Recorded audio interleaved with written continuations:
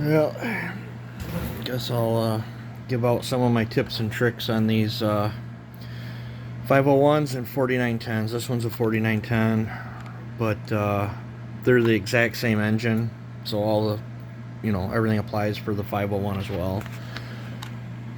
I get asked all the time on, whenever somebody plays with one of my 50cc saws, like, what'd I do to it? Oh my god, that thing's crazy. Tons of power. Nothing but good reviews and compliments on it, which is awesome.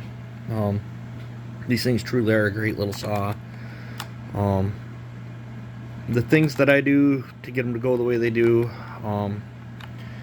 is I start with opening the lower transfers, like, a lot. Like, I'll lay the gasket on there and scribe around it, and we'll make it match. And then I drop the side of the cylinder wall down when I'm doing the lowers as well. And then on this one, I had to cut 45 off the base to get the squish to the 20.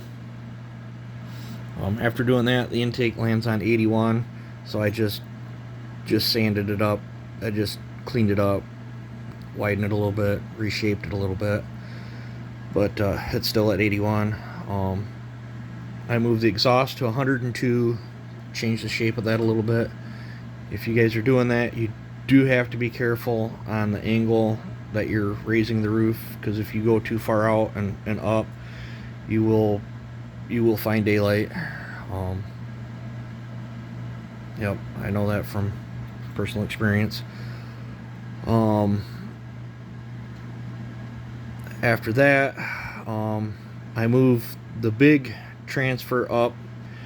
I don't ever move the little one. I like where it lands. The little one lands right around 26 degrees blow down.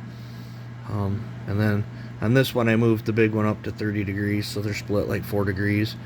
You can bring them up to the same, but typically I notice between 2 and 4 degrees split on them seems to really help with the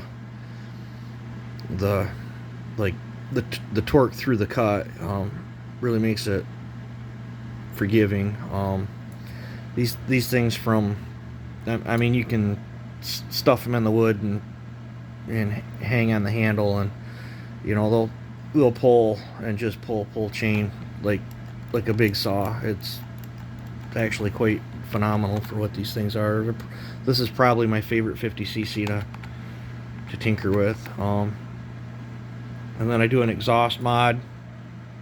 I don't have it done yet, but I've done dual ports, I've done single ports. I tend to favor a 3/4 inch pipe and a single port.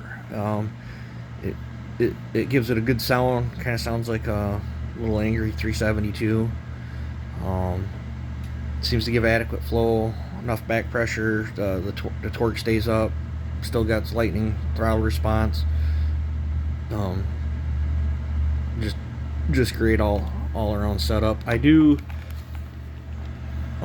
remove the webbing that's in here and sand that up, and then I pop the tabs out here, slice the little stoppers off it, and put them back in. You can just pitch them, but when the saw is running and you're trying to tune it, that red cap sticking out acts like a guide. It's so much nicer to adjust the saw when it's running, when they're in there. But no, I just figured I'd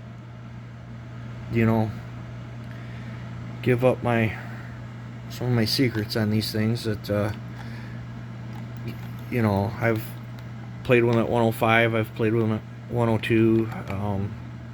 They seem happiest at 102.